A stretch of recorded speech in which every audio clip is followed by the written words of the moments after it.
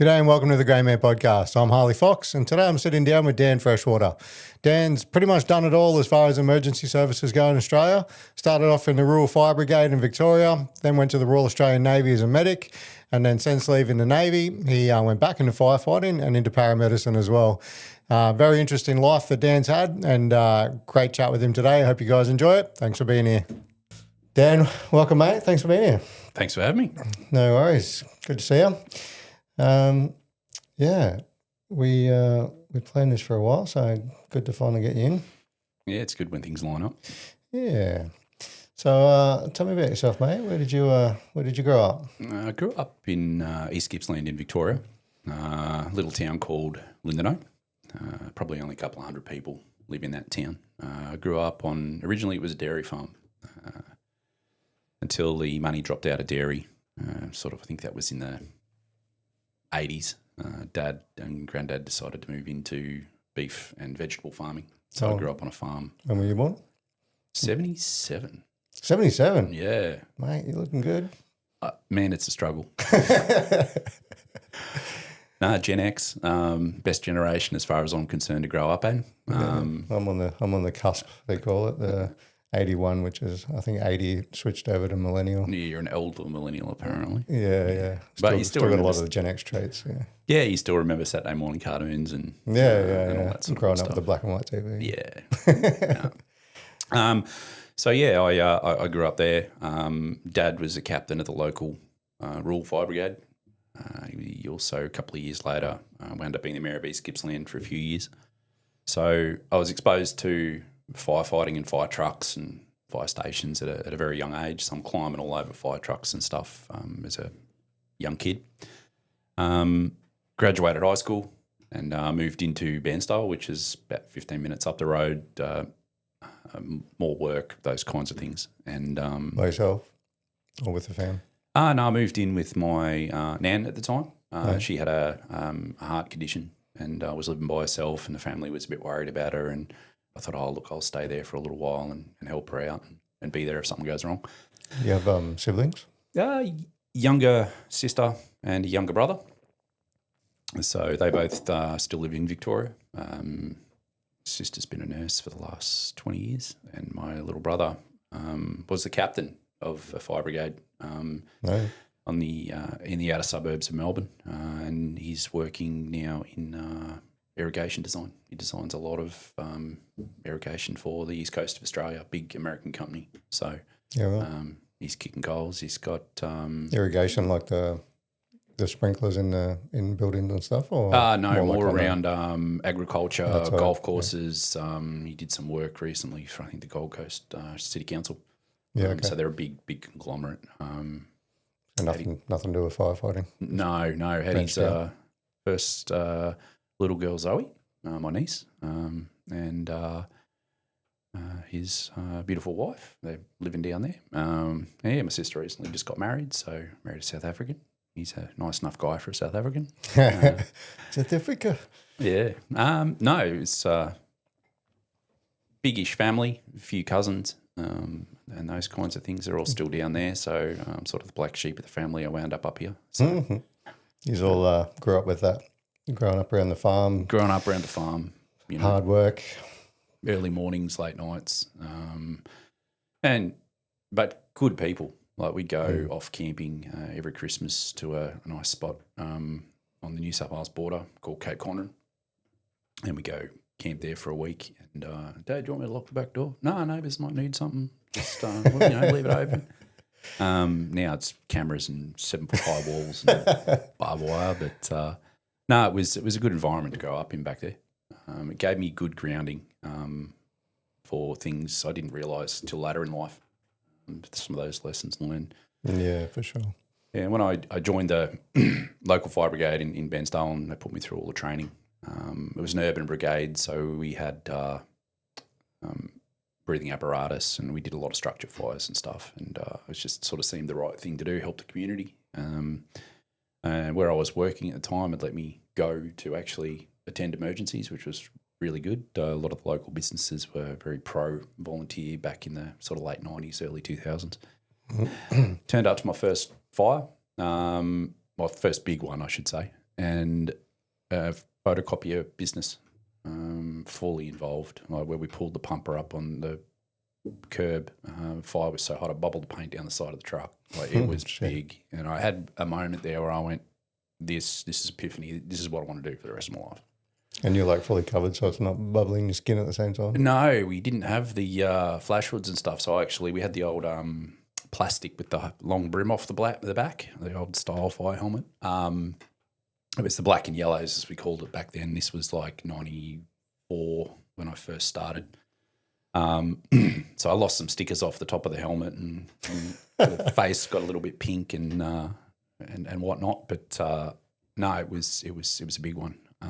So working in nightclubs as a barman and a bouncer with my mate, we'd go down to Traralgon in the Valley or Sale or some nightclubs and stuff in Bairnsdale. So as a young bloke, that was an experience working in nightclubs at that age, but it was good.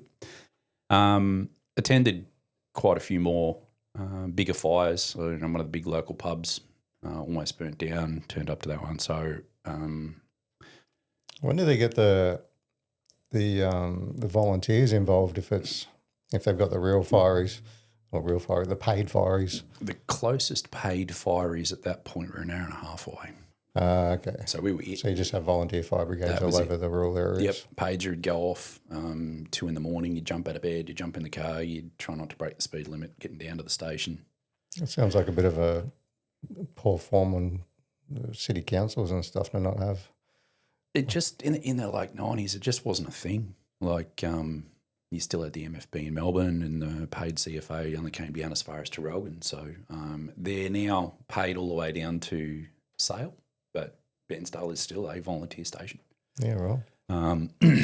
And with the community support, they do a really good job. 300 to 400 jobs a year, roughly. I still keep in touch with a few of the guys.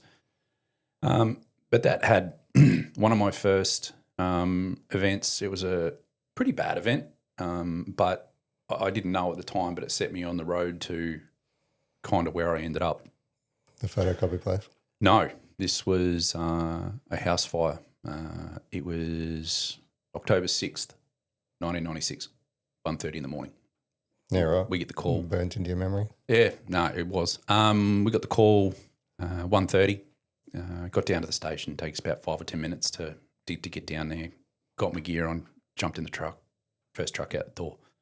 We got the call you don't want to get as a firefighter. Structure fire, person's reported. So at that point, the driver put his foot to the floor. He didn't take it off till we got to the job. We got an update that just before we arrived that there were 2 little girls unaccounted for inside the building. So we pulled up. Mother is on the front lawn completely beside herself, as you could well imagine. Flames coming out the front windows, parts of the roof. We had water to the truck and 2 of us inside the building in under 2 minutes. Like, we should not have gone into that job. It was fully involved. We should have fought it from the outside, but with the mother being there and she was screaming, we're trying to get some information out of her before we went in the door where the kids were. Basic description of down the hall, 2 doors on the right, side by side. So me and this other guy just went in, fighting the fire all the way down the hallway to try and get into the first little girl's room. Made entry, found the first little girl deceased in a bed. So picked up a small chair she had in the corner there, threw it through the window, picked up. I went to grab her to pull her off onto the floor. She was that badly burned, all the skin came off her arm. At that point, I realised I can't get this little girl out of her bed. So we took the mattress and sort of folded it a little bit, just fed it through the window to the guys on the outside. At that point, we're starting to get a little low on air, and it was really, really hot. So we've come out the front door with part of our gear on fire, and the guys have put us out.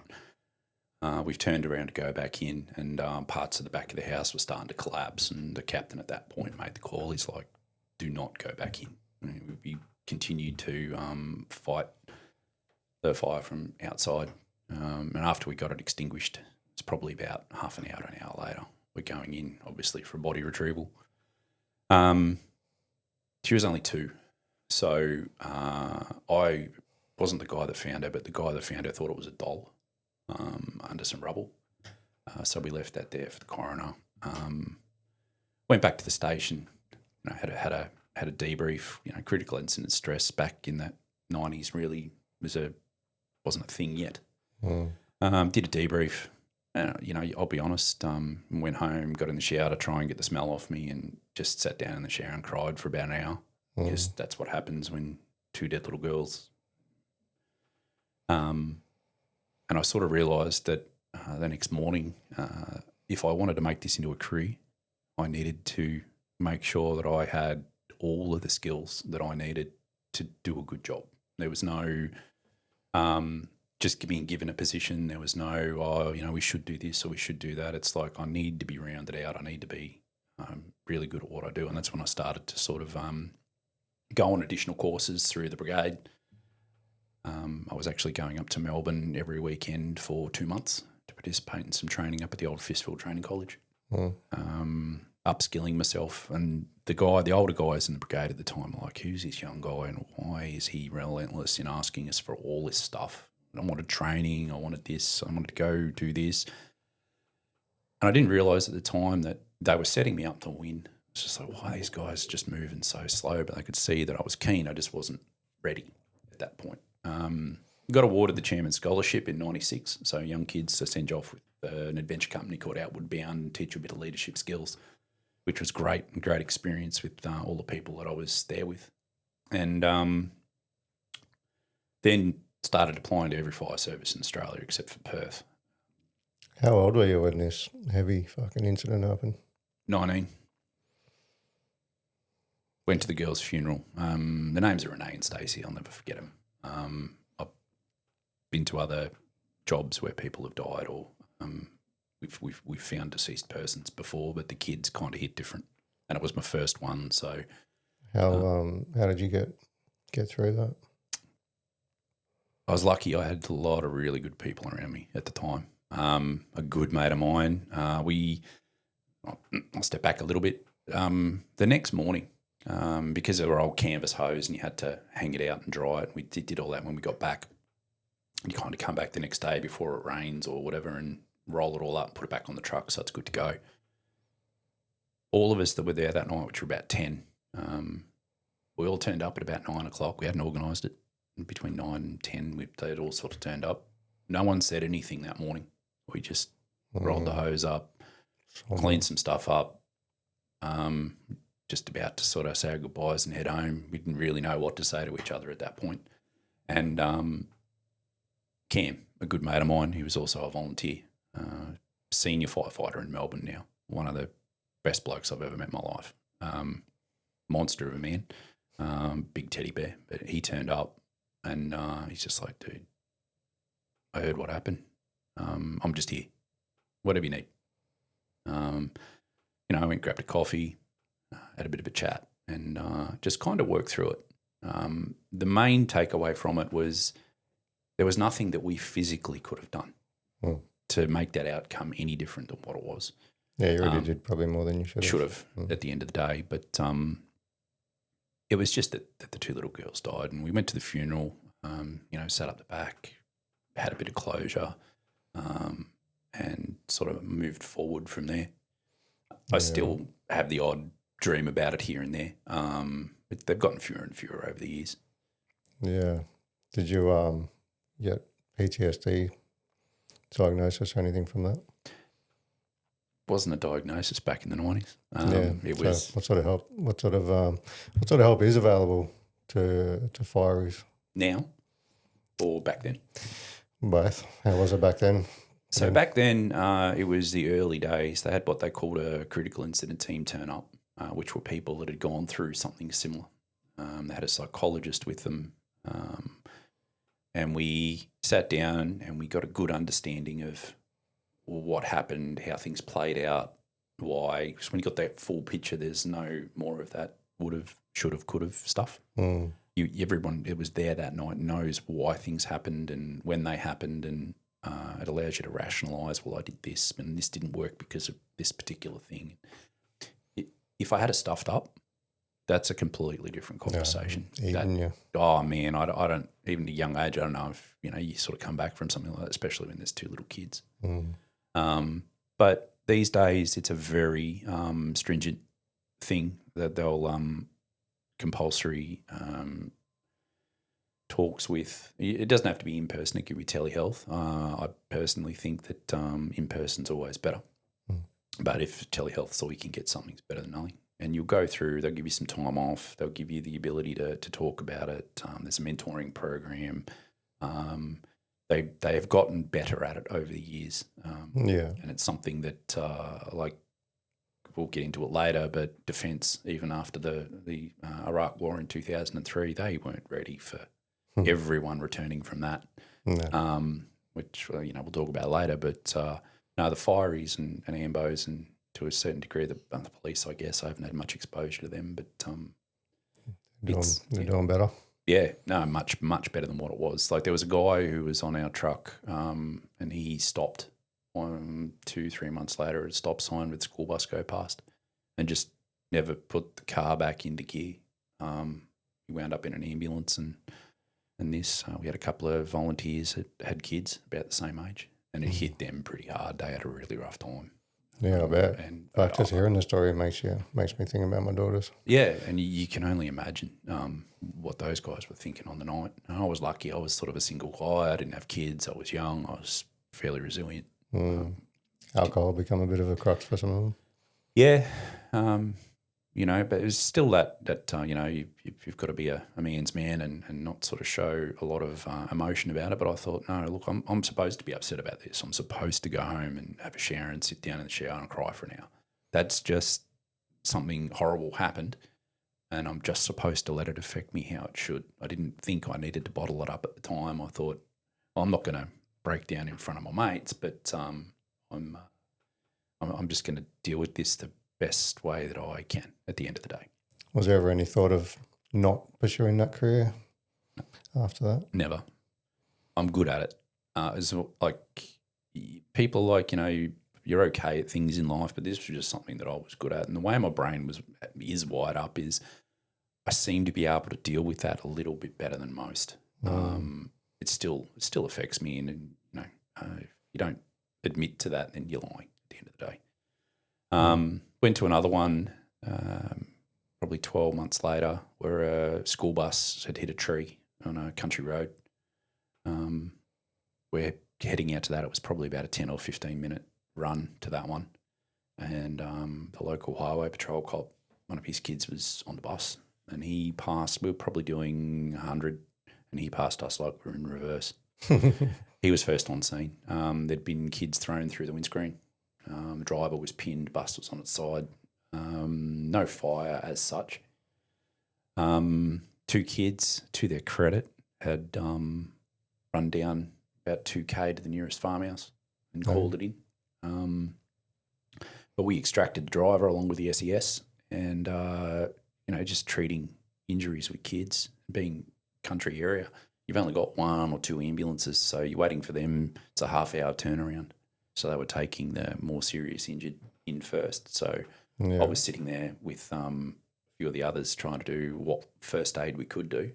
And I think I'd done a basic first aid at that point. But again, that was something I wanted to upskill on, because I thought, if I find myself in this situation again, I don't want to feel useless. Yeah. So, back hassling the old guys, hey, I want to get on this course, I want to get on that course, I want to do this. And they were putting me through stuff as was appropriate.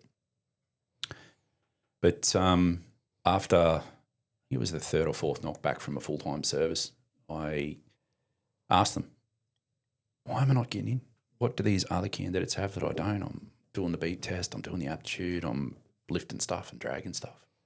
They're like, this person's ex-ambo, this person's ex-military, this person's a little bit older than you. Oh, this person's ex-military.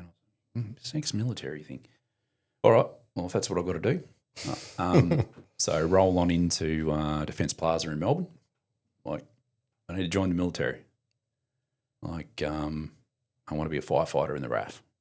Oh, yeah. No worries. So They put me through all the testing. And then during the doctor's interview, this was in 2000, mid-2000, he's looking, he goes, oh, is there anything I don't need to know about? And me being dumb goes, oh, a little bit of tinea on my left foot, but it's nothing bad. He goes, yeah, you're right, it's not too bad. And, sign. Go back out to the recruiter. He's like, nah, look, mate, your tinea is going to count you out. It's pretty competitive to get into a, RAF as a fiery. It's like, so I'd called a train up, from Burnsdale. It'd take me about 3 hours. And I'm like, well, the afternoon train doesn't leave for a couple of hours. I guess I can wander around or something. So I sat back down out in the waiting room, had some free coffee, sort of deciding what I was going to do. Internet wasn't a thing at that point. So this Navy recruiter comes out. He's like, oi, I'm here. All right. Takes me in. He starts telling me all these stories about, the Navy and seeing the world, and, we've got these divers and we've got this, and he made it sound really cool. To his credit, he probably was one of the best recruiters they had for the Navy. 3 months later, I'm waking up in recruit school with my head shaved. I thought I can get in, I can do my sort of 4 to 6 years or whatever, and get some skills and see a bit of the world and get out of the country town. Did you ever become a firer? Yeah, I did.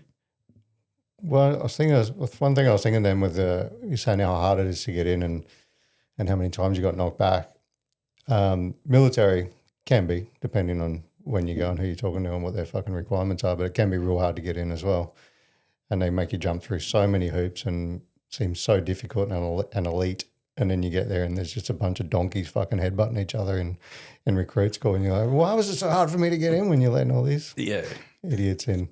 Was the fires like that as well, or was it pretty high standard? No, pretty high standard. When I got in, they had 2,500 applicants and 35 positions. That was New South Wales. That was... So they keep it top tier. Top tier. Yeah. That's good to know.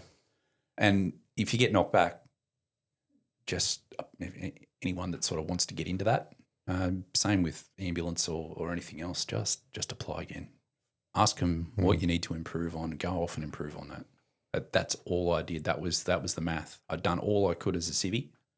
These other people had to either work for another few years in something and then hope that not too many of these ex-ambos or whatever and ex-military went in.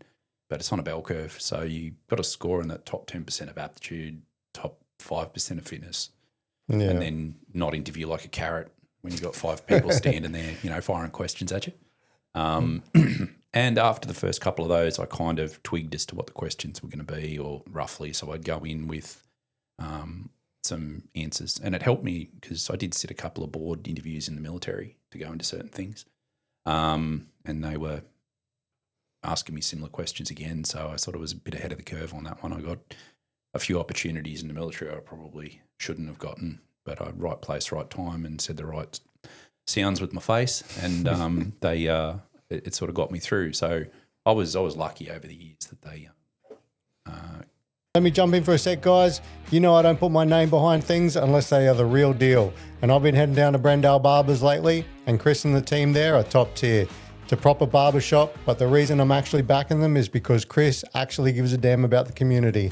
He's a huge supporter of our veteran brothers and sisters, and he's created a space where you can just walk in, get a sharp cut, and have a real conversation with people who get it. If you're on the north side of Brisbane and you need to get it sorted, go and see Chris at Brendale Barbers. It's local, it's authentic, and they look after their own. Tell them that the Grey Man sent you. Back to the show. Yeah, so woke up in recruit school, and I was just going to say before you said that, it's the same thing with the military, right? They can knock you back for not having things. It happened to me. I got knocked back the first time I tried to join because they said my schooling wasn't good enough. So I went back to school, and they said, go back to school for 6 months and prove to us that you can do well and study. So I did, got straight A's at actual fucking high school as an adult. And then I came back, and I think it was the same recruiter because he was like, oh, fuck, I didn't think you were going to come back. And gave him the thing. And he's like, all right, well, you're in. Well, yeah. Just don't give up. Don't give up. A no is not always a no. So You decided to join the PUS. What'd you go in as? So originally joined as a diver. Oh, yeah. I got told the whole you're going to be crawling up on beaches and killing people and disarming bombs Special forces underwater in the and Navy. all that stuff. And in 2000, 2001, that just wasn't the case. Like, got through recruit school, went and did my ship's divers course, and me and a few of the other boys were asking questions like, so we got through this first part. What's next? And they're like, oh, you go and see that and you do this and then you'll do your category training and then you'll be an AB diver. Cool, what do they do? Well, they're on mine hunters and you do hull searches and wharf searches and that's about it. I went, what about disarming bombs underwater and all this tactical stuff? And they went, well, if you get to a dive team, we'll put you through this 2-week TAC course. At that time, that was what they did. It was maritime tactical operations. You did 2 weeks. I'm like, doesn't sound like a long time. What about the bombs? Oh, you got to be a PO before we'll even consider putting you on the course, and that's a 6-year path. Mm-hmm. And we were sort of looking at each other going, I joined to get ahead of the civvies on the fiery side of things. This isn't like you didn't even have a ticket as a paddy diver at the end of the course, let alone commercial diver, which is what at the end of the clearance diver course, because they're really good at what they do as far as diving goes. And none of their training was recognised because as soon as you call them up and you want to go work as a saturation diver on the rigs and a 200 grand plus a year, why are you going to hang around? So they just didn't qualify anyone on anything. So they give you most of the qualification and then the last few units you needed, they just wouldn't cover. Even though there's some of the best. You get RPL'd through civic course. You could. You need to go down to over to Freo or down to Hobart to get you. It was about a $35,000 course at the time. Fuck. So 3 of us transferred. We just said, no, category transfer. This isn't what we were told. So medic. Oh, true. I wound up back at the so you didn't even do CAT school before you transferred? No. Yeah. Oh, well, you had to go back down to Cerberus for 6 months to do your basic med course, go out for 12 months, then come back and do your advanced med course. And then after that, you just got time up in the fleet or wherever you were, and then you come back a couple of years later and do an 18-month clinical manager's course. So I got lucky. I got posted to HMAS Albatross in Nowra and was there working. I got really lucky, got a good boss, got a good group of people to work with down there. It was a great introduction to the wider Navy at the time, even though it was a land base with the Fleet Air Arm. We supported flying operations out on the airfield with the ambulances and the contract firefighters. If they called a pan or a mayday, we'd respond to the airfield. Doing sick parade in the morning gave me a bit of an education around coughs, colds and sore holes. And then went back to Cerberus and did another 6 months. And we did a fair bit of time in civvy hospitals, did some work with civvy ambos just to get that skill set back up. My PR at the time when I was in between my basic med course and my advanced med course, I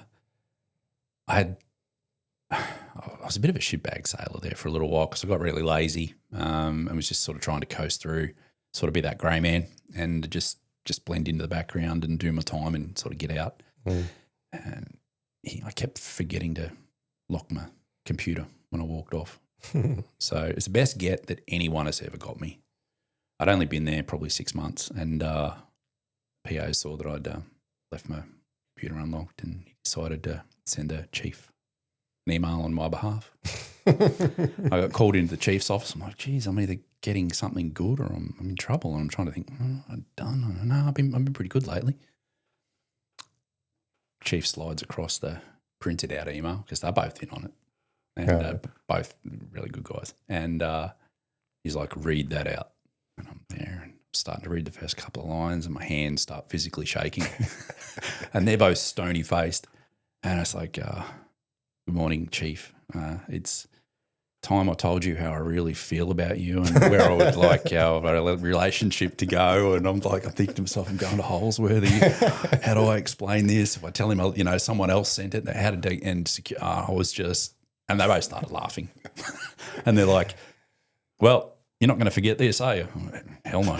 Like, you do realise you got extras for a little while? I went, absolutely. And they go, don't worry, this email will never see the light of day. It's just between us. And I was like, oh God. But really good guys to work for. So when I went off and then did my advanced course and came back, when the opportunity, they posted me back into the SAR medics position, the search and rescue. So I got to do quite a bit of flying in the helicopters down there, Sea Kings, Sea Hawks, which was really good. Got to participate in the Super Sea Sprite that really never saw the light of day because that was one of the worst purchases Defence ever made. They took a Vietnam War era airframe and then put a whole bunch of technology into it that didn't work together.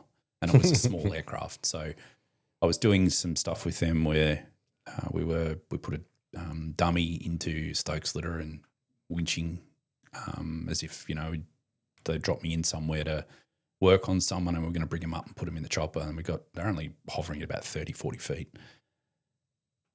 Stokes litter wouldn't fit inside the door. So I'm there dangling like a tea bag off the side of the helicopter and they put me back down on the ground and landed and said, well, can we bring it around from this side or that side? Can we move there was a bunch of trial and error, but they worked out they could have the avionics module in to find submarines because this was a submarine hunter-killer and utility helicopter. Flew smooth, really, really great at flying, but they could find it, but they couldn't fit in the weapons electronics to kill it. So they'd have to land it, come back out with the avionics stuff to actually shoot the missiles and the torpedoes and stuff. So it was all put in the too hard basket, and I think about 12 months before it was supposed to go into operation, they canned the whole project. But I got to participate in that, which was pretty cool. Classic waste of defence money.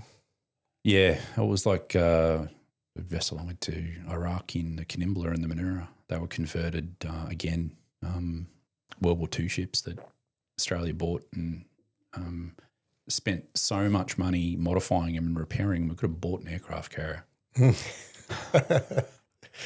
It's nice to see that not much has changed since I left, but they were never really good at that sort of part of it. Acquisitions. Just buy something off the shelf that works. Just put it into operation. It's like the Tiger helicopters. Like, I'm sure that the pilots that flew them from the Army had a fat old time doing that, but they're removing them from service and now buying Apaches. It's like, why didn't you just buy Apaches to start with? Cheaper contract.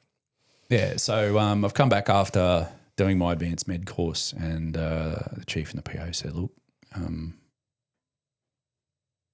we're just about to start to send the first unit over to Iraq on board the Kanimbla.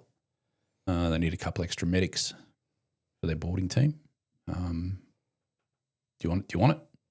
And I was, yep, oh yeah.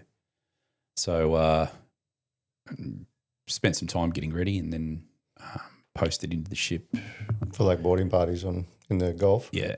January of 2003. And we set sail and we got into, I think we pulled into Bahrain 4 weeks later. Did some stuff off the coast of Darwin, getting ready. The old green team came on board. Those ex-Navy out there that know who they are, they come in to assess you and make sure that the ship's war-worthy, so battle stations and those kinds of things. So we chopped into Bahrain. Spent some time in port drinking and carrying on with the Yanks and the Marines. Managed to stay out of trouble there. We did a lot of training at Creswell, HMAS Creswell, down there in near Nara before we left. Fast roping, rib ops, CQB, as fast as they could upskill us over 4 weeks. They did. CQB on like vessels?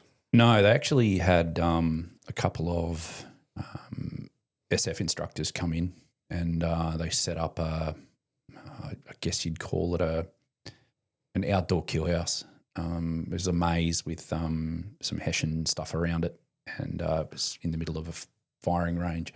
and you were just going through and had inflatable targets and a few other targets that would pop up, and you just 9mm, 12 gauge was really all we had at that point. So we were just getting proficient with that. So with the 4-man teams that we were going out in, we didn't have a blue on blue.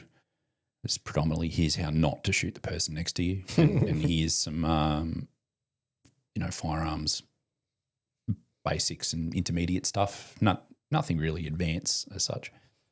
The fast roping was interesting because people think, when you're roping out of a helicopter, you're attached to something. It's just this big, thick green Hessian rope about 1 inch to 2 inches in diameter.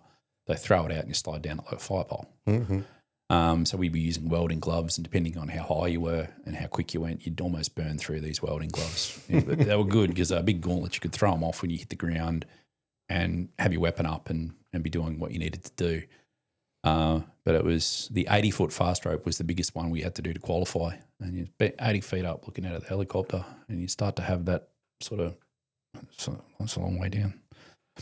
Air crew, he just looks over and goes, "Get out of my helicopter." Like, you either do this or you're not going to get qualified and you're not going to go anywhere. I was like, all right, zip down. And then we did some overwater stuff, which, because when you are doing a non-compliant boarding, the vessels will often zigzag and move around so that you can't get on board. So you have to lock off. So with all your gear on, your vest, your backpack, your weapons, your ammo, you have to be able to be halfway down the rope or almost all the way down. And if you see that the vessel's moved and you're going into the drink, you lock off, which allows the pilot to sort of pendulum back over the vessel and lock your feet on the rope. Yeah, and just you need to be able to hold yourself there for 60 seconds. It gives them the opportunity to reposition the end of the rope and get you back onto the deck of the ship that you're trying to board. And you drop a couple of Sileum sticks down just because of your regular military units at that point didn't have any night vision. So it was all with what we had. And if you did wind up in the drink, you'd pop an infrared Sileum, deploy your vest and bob around until they could loop back around and pick you up. The gunner on the front of the rib had nods, so they could actually see you in the water. It's just if you've got a bright yellow Sileum stick or a strobe that's going off, you just pot shots for anyone that was on the ship that you were trying to board. So we did that. So yeah, we chopped into Bahrain, got our orders and rules of engagement are on yellow off cards at that point, and we started doing patrols just near the mouth of the Khabzala waterway, which is the main sea route up to the port of Bahrain in Iraq. You've got Kuwait on one side, Iran on the other, and once you get further up, it's Iraq. We'd be going out doing some sort of counter-piracy stuff, getting ready for what was eventually going to happen. We went out to check a vessel. Apparently we'd gotten a little bit too close to the Iranian border. We had the Republican Guard come out in some speedboats pointing RPGs and LMGs at us, and we're sitting there with 12 gauges and 9mm thinking, this is bullshit. We didn't want to get into a gunfight with those guys, and we're on yellow off, so we had to start. They had to start shooting at us before we could shoot back at them. So we radioed it in, and the Yanks set a couple of Apaches out, and they circled them a couple of times, and their bravery melted away, and they left, and we came back in and had a bit of a chat with the head sheds and said, look, we need something on these boats that we can at least throw rounds at a distance. So they qualified us to take a couple of styres. Obviously, you don't use them internal. It was more for in the rib or on the deck of whatever we were boarding, just in case something came in at us or something was intercepted us as we dealt with that. And that was funny because, as the medic on the team, I was one of the guys that qualified for the style. And the chief buffer's looking at me going, "You're a medic. Where'd you learn to shoot?" I'm like, "I grew up on a farm, chief." So the farming side of it, came back into play. What? So most medics are just doing coughs and colds on the ship, and then they select a few to join the boarding parties. Yeah, it was a different. It's not sort of your standing, your sort of standard boarding operation that they'd had at that point. This was a very different operational requirement. So we had 2 Royal Australian Navy boarding teams, the British Royal Marine Commandos, and 2 American leadette boarding teams, which one of them came from the Coast Guard and the other one came from a regular naval unit.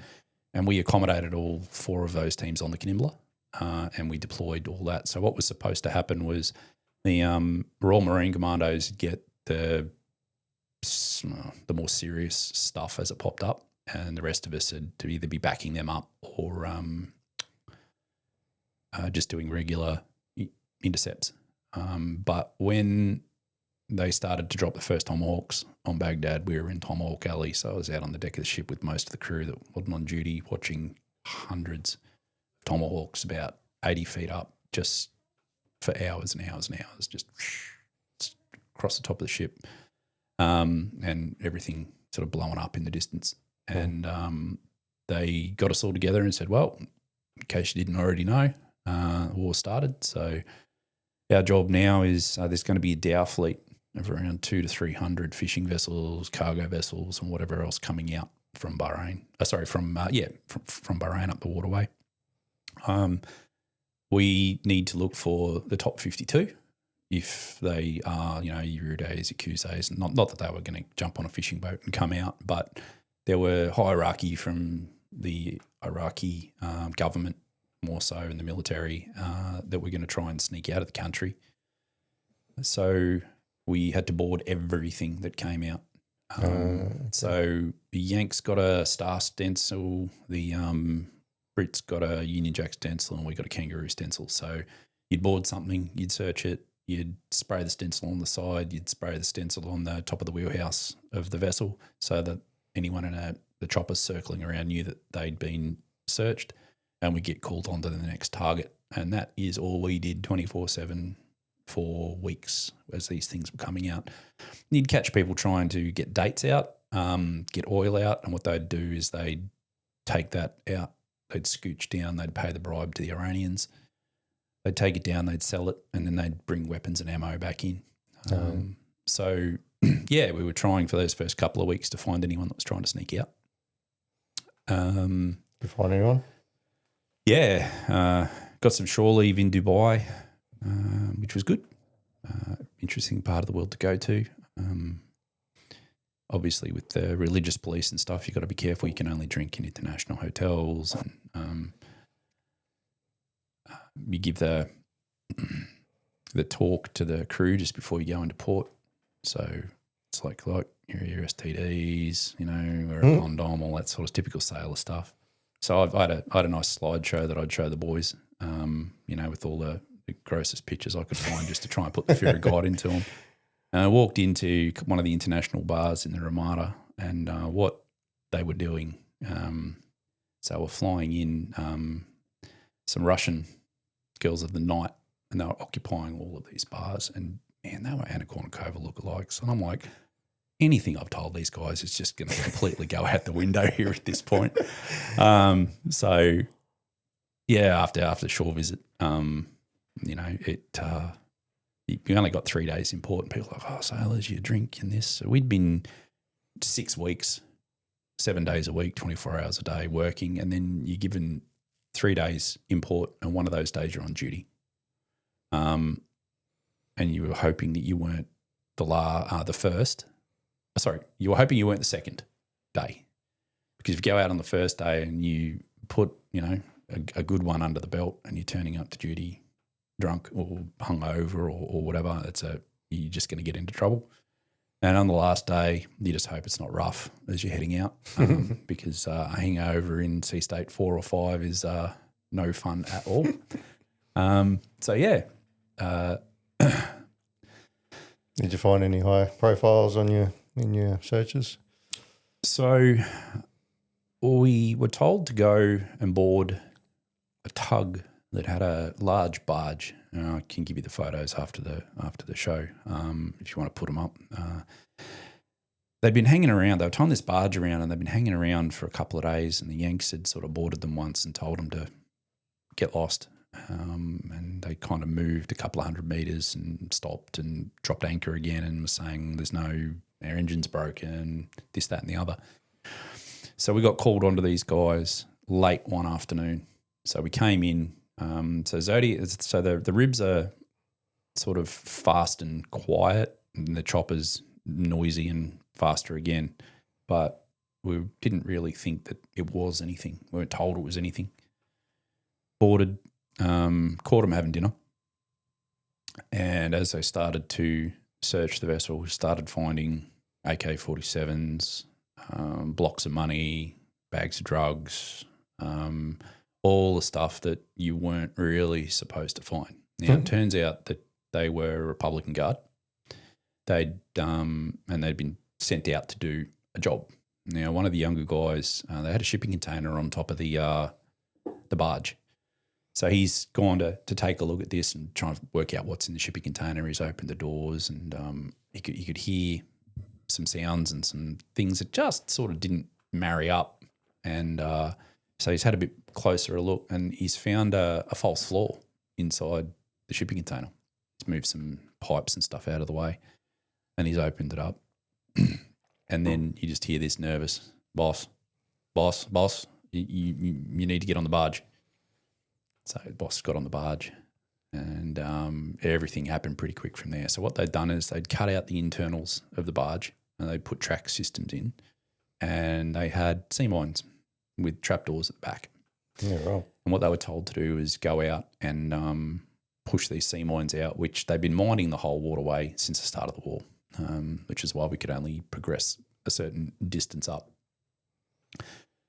So called it in. They're about 30 to 40 Lugum 145s. They're those old World War II style with the probes on top. They had covers on them, but they were kind of fixed onto the rails with it was a rebar locking pin of some description they'd monkeyed up. They were Russian mines, and you'd hit some, and they'd shake and shudder, and they had some manta mines, which are a magnetic one that sit on the bottom of the ocean and wait for something large and steel to go across, and then they would try and buckle the keel of the ship. So we got them before they'd had the opportunity to start pushing them out, and the barge was sinking. So I radioed it in, and the boarding teams, both of them, because we switched over there for a couple of days because they couldn't get anyone from EOD to come onto the vessel. They didn't have anyone available, and they didn't want us to just leave it because they were scared they'd send someone out to jump on it and do what they were supposed to do. So it's like, you guys have to guard this thing until we can get the American EOD out. And it was sinking. So we're there, and this boat turns up, and they throw this pump off, and gone straight away. They didn't want to be anywhere near this thing because they knew what had happened if one of the mines fell off or whatever inside the barge. So we've gone down, we set the pump up, and we started pumping all this water out because we didn't want all these sea mines starting to float and bump into each other. So we babysat that for 2 days, and that was pretty scary because we got some rough weather, and the barge is up and bang, and the whole thing would shudder and shake, and you're thinking to yourself, oh man, they're going to be picking up pieces of me in Kuwait. But we hung around until they got on board and had pictures of Saddam and everything and all of that. So they got on, and then a couple of weeks later, the other boarding team caught a tug with a smaller amount. What they'd done is they'd got some 44-gallon drums, and they'd cut them out and clamshelled them together over the top on hinges. So that when you flew over it in a chopper, it just looked like 44-gallon drums with some tarps and stuff over them. And, they busted another, I think there were about 10 or 12 on that one. So Kanimbla got meritorious unit citation for that one, the gold brick. First naval unit since Vietnam to take prisoners of war. Right. So we brought them all back onto the boat. We did that twice, actually. There was another one where one of the American teams had plucked some Republican Guard out of the water that had their boat shot out from under them by a Spectre gunship from the Yanks. What do you do with them? Just lock them up?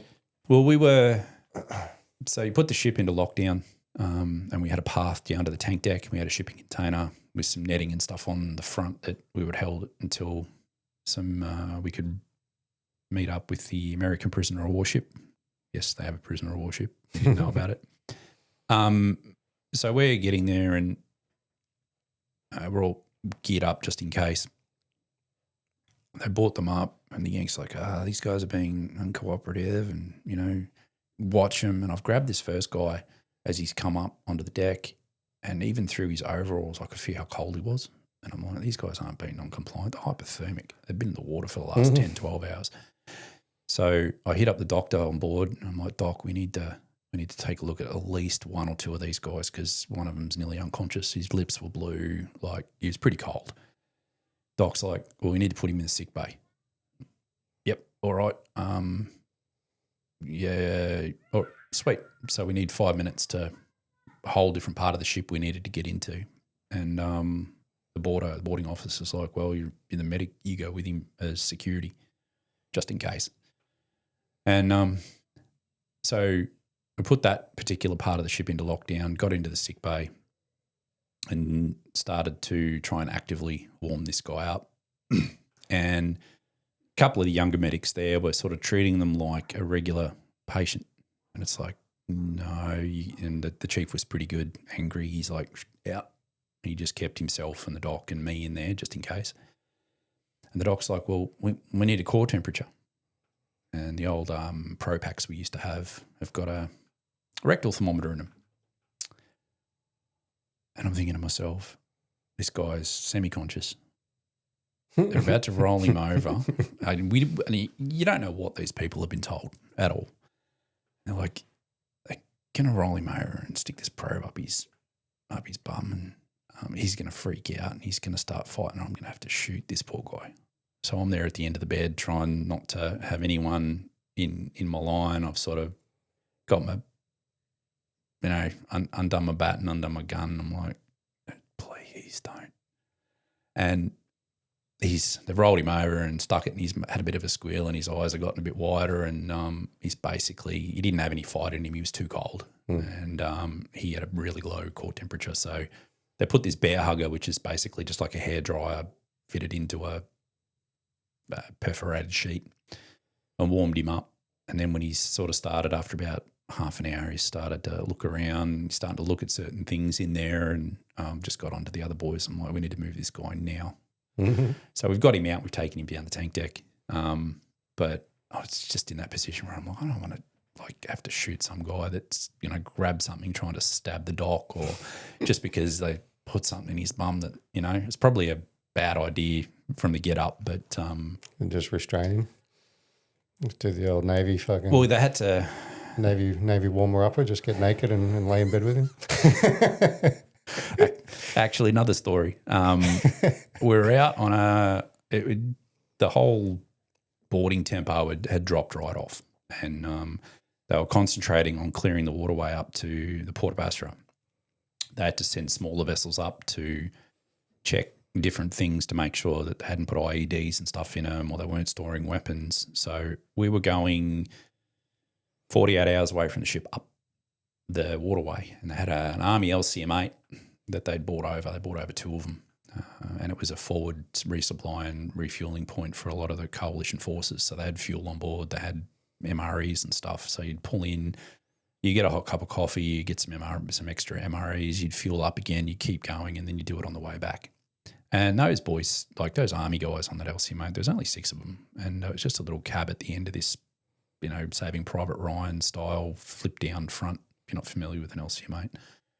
So we'd bring out care packages for them, back in the day when Zoo and Ralph magazine was a thing, and we'd bring out some chocolates, and, they were really looking after us. Great bunch of guys. And they sent us out on this op, and watchroom hadn't checked the weather report. It was just an oversight. It happened from time to time. And this massive storm rolls through, and we're a good couple of hours away from the ship at this point. waves crashing over the rib. We didn't bring any of our wet weather gear with us because we didn't think we needed it. It took up too much space because you've got to carry your MBCD stuff in case of the weapons of mass destruction that were there, any chemical weapons. But that took up a lot of space. So we had two of the guys go down pretty hard with hypothermia because of the wind and rain, and they were semi-conscious at this point. And the boarding officer in charge of the ribs, well, what do we do? Well, they can't launch the chopper to come get us. These guys are gonna be, rat shit before we get back. So we had a bit of a quick little meeting. We're like, well, we can't go on the Iraqi side because they put landmines in above the high water mark in certain spots. We might have been okay, but then you're standing on a coastline, basically a desert coastline with no shelter. And we could flip the rib over and huddle underneath it and try and warm up, or the LCM8s moved further up into a zone. I think it was called Disneyland at the time. They had all these different zones that they knew had been cleared or being cleared. And he's like, well, we have to go through an uncleared area to get there. We really don't want to do that, or we can take the long way around. It's just going to take a couple of hours. These guys don't have a couple of hours, boss. We've got to get them somewhere warm or it's not going to end well. So we made the decision to transit through the uncleared area, and in a rib, the chances of anything really hitting us that we didn't see were slim. So we made that call. We got up to the LCM8, but the weather was so bad that every time we tried to get close, the waves and the difference, and every time we got close, the LCM8 would push us underwater. And medical training says you're supposed to handle people with hypothermia with kid gloves. So I was like, okay, now I've got to break another rule. So we've tied rope around these two guys, deployed their life jackets one at a time, thrown the rope over to the LCMA, and they've dragged them up onto the deck. And then we've tied off the rib at a length, and we've basically done the same thing. We jumped off, swam in with a rope around us just in case we sunk, and got on board the LCM8. The warmest part of that boat was down in the engine room because they had their engine running. So I spent the next 4 hours in this small little engine room with these two guys. We got the wet clothes off them. We got them into 2 sleeping bags. I got some IV fluids I had with me. I warmed that up in their microwave and everything, and made sure that it was the appropriate temperature. Kind of let them cool down a little bit, and did the old bottle test to make sure that it was just warm, not hot. So I put them up and spent the next 4 hours spewing in a bucket while I was looking after these two guys because it stunk of diesel and you're getting rolled around in the weather. And then at that point we called the op off and jumped back in the rib and headed back. But as a seaman med at the time,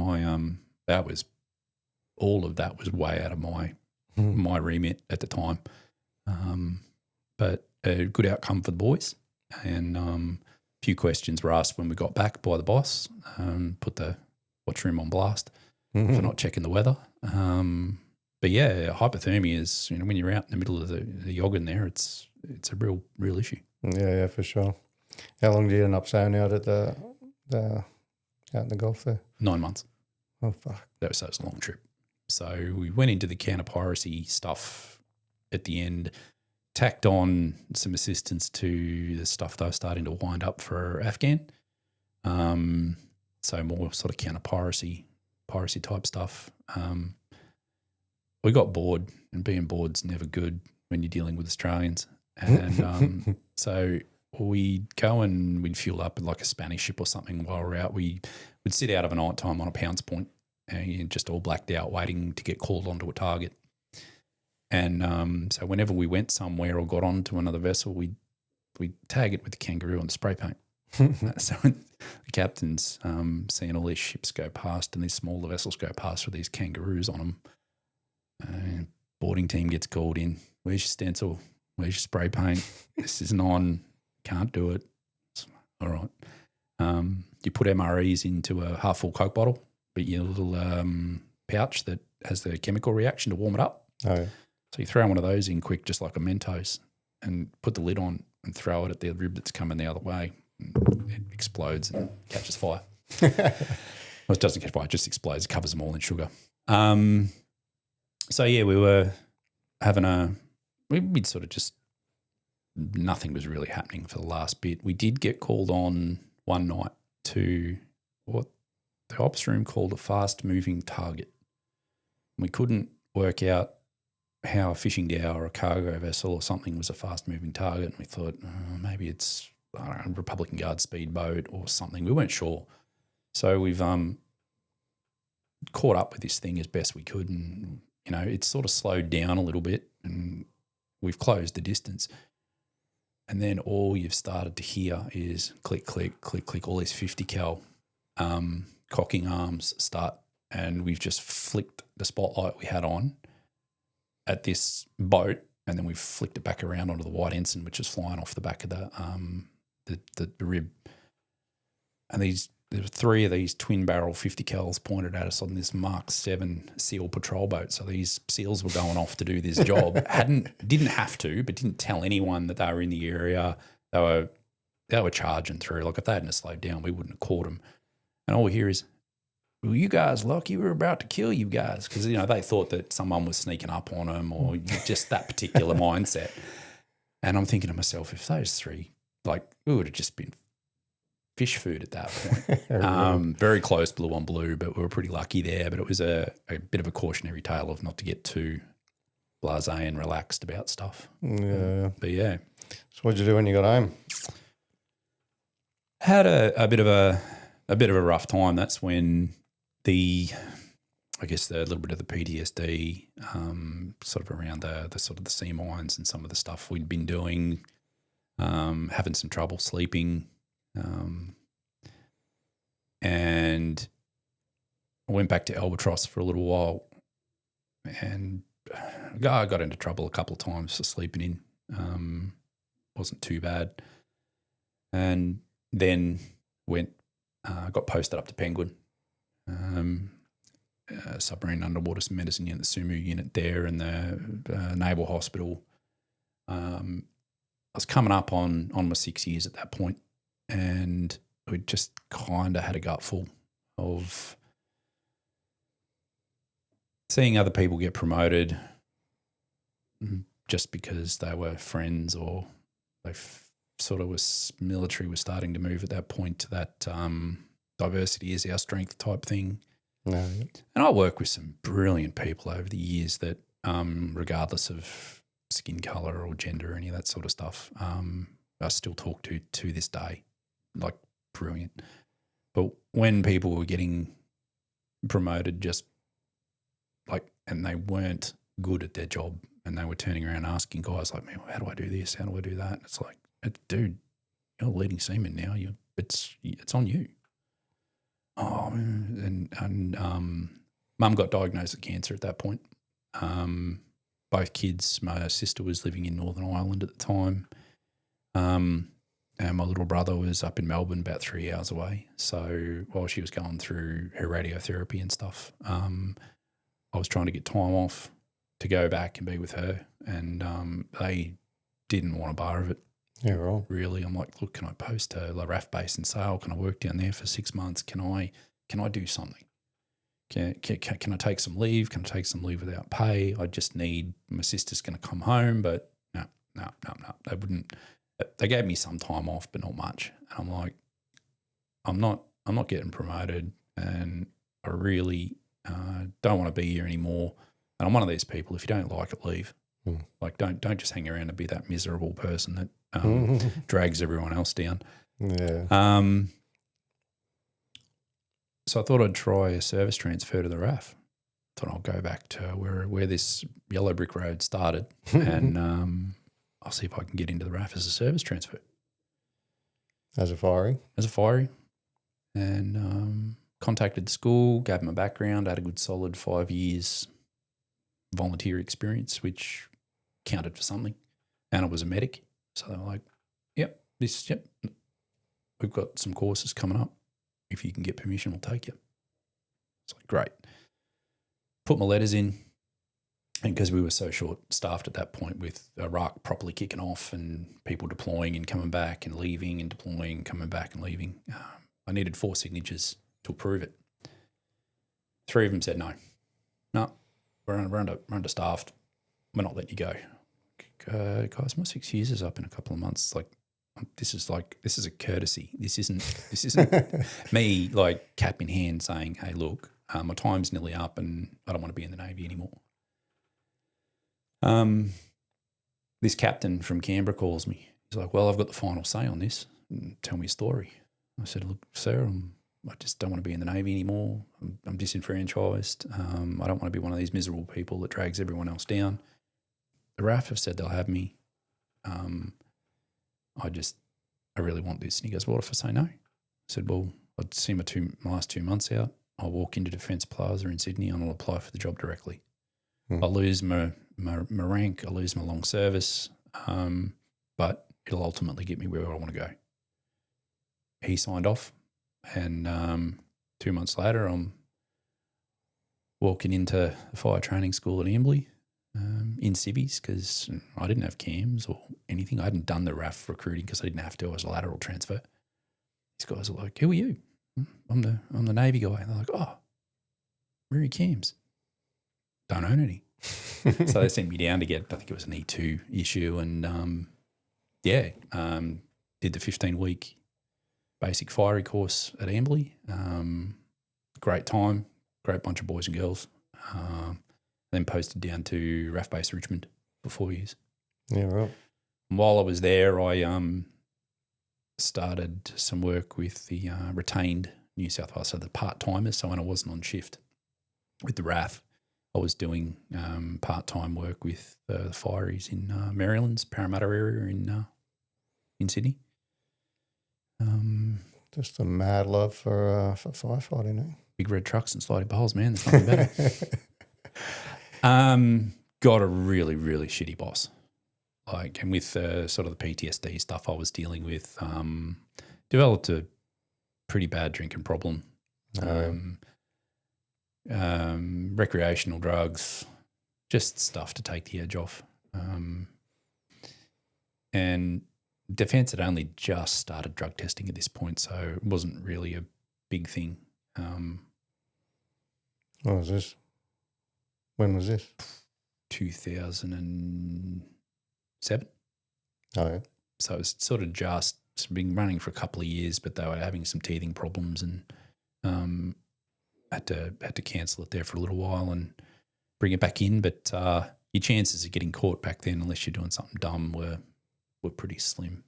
Yeah. And I was living off base, doing a little bit of work in some nightclubs. Just, a lot of friends and stuff had moved away, so I just wanted to broaden that non-military friend base again.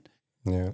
And it was struggle town there for a little while, but my boss was when people heard that he was posting into a particular section, discharges had just started coming in because I knew exactly what he was like. He had a bit of a reputation, and me having already 6 years under my belt and a deployment and a few other bits and pieces, I wasn't a pushover, so I was probably my own worst enemy. But I advocated for the boys and girls quite a lot,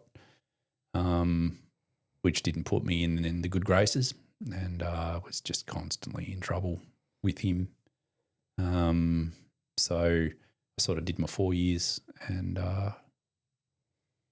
then a mining company snapped me up pretty quick. But to the point where this guy didn't like me that much, I put in my discharge 2 weeks before Christmas, and he had my discharge complete within 3 weeks over the Christmas break. Oh, really?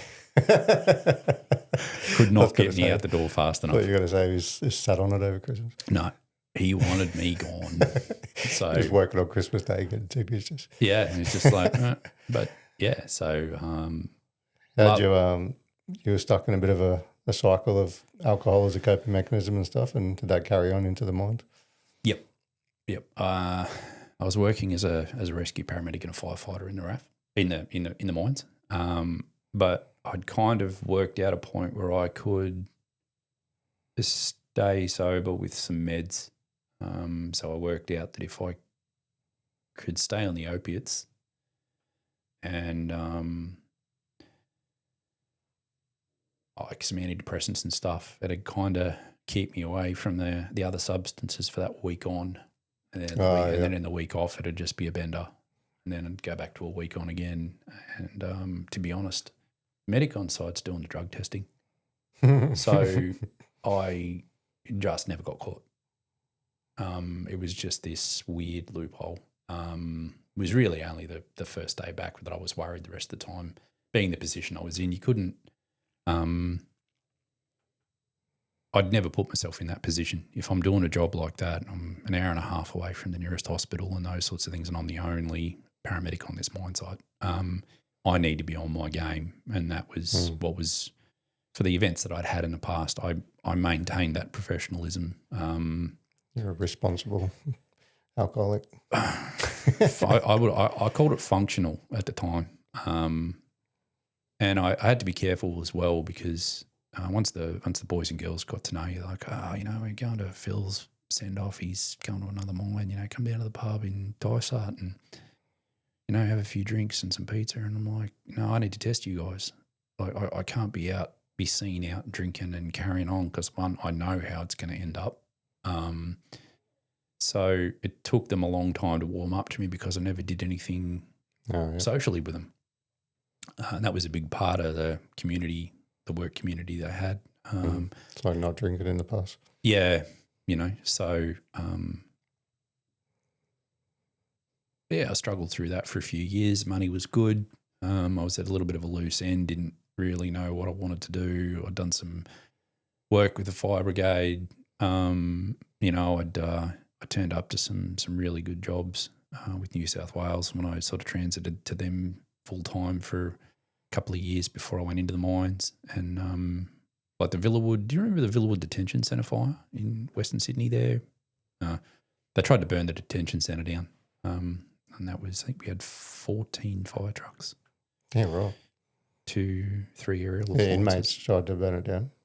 Yeah, and when we were trying to get into fight the fire, they were throwing roof tiles and bricks and all that at us. I think I did say that on the news. Yeah. So we were the second truck to that one. A lot of car accidents on the Western Freeway and those sorts of things. So, again, seeing... You're not putting yourself in the most conducive things to recovery from the trauma? No, that was another hard one. I got into a crashed Honda Civic with a mum. Kids went with her. She was in a really bad way. Paramedics were trying to work her. The boys were trying to cut her out. And I held her hand while she died. Yeah, right. She was scared.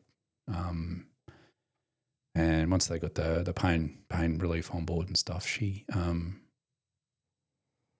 calmed down a little bit, but everyone was sort of getting the side eyes and everyone like, this is not going to end well. And I just stayed in the car with her. One, I was trying to keep her position right and her neck right, and they'd put a collar on her and a few other things. You normally have someone in there with them just while they're cutting so they can explain what's going on. And, she passed. So again, I kept winding up in these positions where it's not the greatest thing. You always say you want to have more wins than you do losses. And over the years, I've had some good wins. I really have. But you don't remember them unless someone asks you about them. And so that starts to build up a bit, and that on top of the stuff in Iraq, and it just sort of started to catch up with me a little bit at the end of the day. Did it all come to a crashing end, or? No, I met my wife, and that's what I would. A bit corny to say it saved me, but it gave me a level of support and I guess an anchor. I wasn't just looking after myself anymore. I had someone that I cared about and wanted to look after, and gave me a reason to do it. I spoke with a few psychologists over the years, just more so to get a coping mechanism in place. If I said to you, look, we're going to go out and change the oil filter on a Great Wall Ute, do you know how to do that? And if you don't own one, it's like, well, no. I'll probably go watch a YouTube video and learn how to do it. I put mental health into the same category as a YouTube video. It's not that you're broken and you need someone to talk to and they're going to lay down on this leather couch and sort of tell you about the time, when you were a kid and all this sort of stuff. It's providing you with some skills and some awareness on, okay, you haven't dealt with this before. You're feeling these things, you're thinking these things, and here's why you are, and here's some ways in which you can move forward. And I met some horrible psychologists over the years that just couldn't get rid of me quick enough because they had no clue how to help me with any of it because it just wasn't in their wheelhouse. So it's what I say to my family and friends is doctors, psychologists, whatever, treat them all like plumbers. Always get a second quote. Always find someone that you feel comfortable with and you feel is giving you the information and the help that is going to benefit you. And if you haven't found that person, please keep looking. They're out there. They're not all created equal, right? They're not. I try and people ask me, same across the entire health industry. You got from the exercise physiologists to physios to doctors to psychiatrists, psychologists. P's get degrees, and some people are just there for the money and they don't give a fuck. But and that thing we always laugh at, P's get degrees, like people go through uni and just skate by with the minimum marks and minimum requirements just to get the degree. They're still working in the field. They still run clinics and fucking doing the job, but they're not as passionate or invested as the people that really want to be there, and it's a passion of their life to help people. So, yeah, you don't have to, just because you see one and they were trash and they feel like they didn't care and they weren't invested, they're not all like that, yeah. Go see someone else. And use the network. Like if you're not, if you're a veteran and you're out there and you haven't found your tribe yet, I guess we talk about that a bit. Best thing you can get is a referral from someone else. I've seen this person been really good. Been really. It's the same with advocates. If you're going through the whole DVA process, you find a good advocate. Night and day difference. Oh yeah, 100%. So you get ones that an advocate would fucking take a month to reply to an email and just didn't give a fuck at all. And you meet a good one that actually cares and is fully invested in doing the best thing for you. Yeah, everything. The entire system is built like that. Yeah. But yeah, finding someone and, hanging out with groups of people, like other groups of veterans from different, like whatever, like your MC that you're involved with, and then having chats with other veterans that have gone through exactly what you need. I need a psych. I need an advocate. Who'd you use? How'd you go with them? Because we don't often go, oh man, fuck, my psych's amazing. You have to ask to get that information. You do. And when you find one and you get comfortable, they'll give you the skills because you found yourself in this position you probably never thought you would. I never thought I would. And it's like, how do I deal with this? Why am I thinking like this? Why am I feeling like this? Why am I using alcohol? All of these why questions. And then I found a couple of good ones and got the skills. I didn't see them long term because I didn't feel I needed to. And my wife's a nurse, so she's got that caring mentality, unless she got the man flu and then it's, but did you die?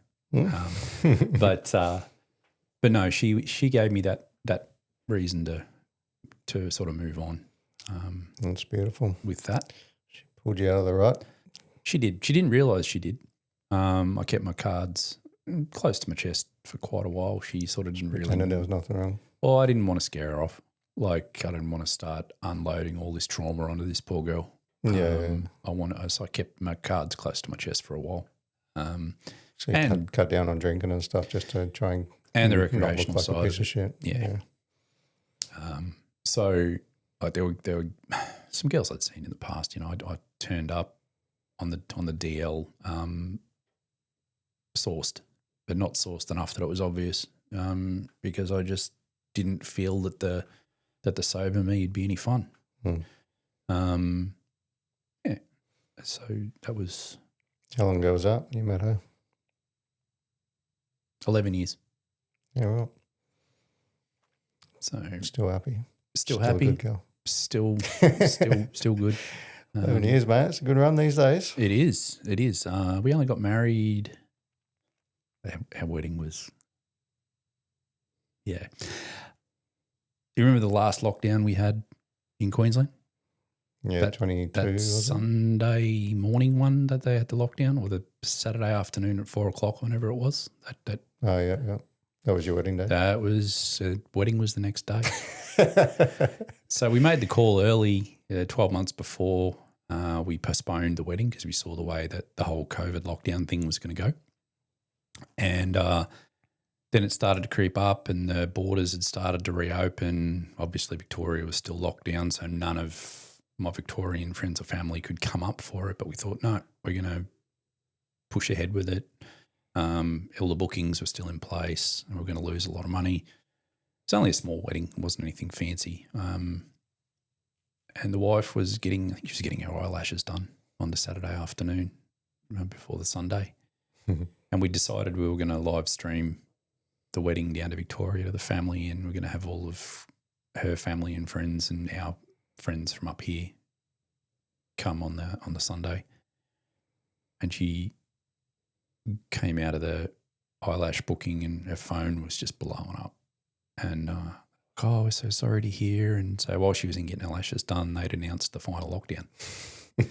And I was doing something at home. I hadn't really been looking at anything, and I was just getting a few little finer points together. And you know how this audio visual stuff works, trying to organise a live stream via a mobile phone and a DSLR, and I was just trying to put all that together.